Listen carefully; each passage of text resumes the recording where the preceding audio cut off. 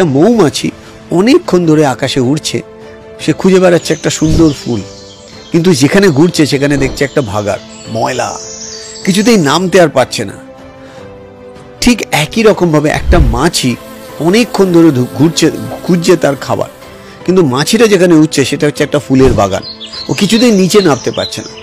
অনেকক্ষণ ধরে মাছিটা ঘোরার পর নিচে দেখলো যে একটা ফুল গাছের তলায়, ওই ফুলের বাগানে কিছু একটা মরে পড়ে আছে। তো ওই ফুল গাছের মধ্যে দিয়ে ঢুকে ওই মরাটার উপরে বসে মাছিগুলো যেরকম ভাবে খাবার খায়, একই রকম আওয়াজ, বো আওয়াজ হচ্ছে।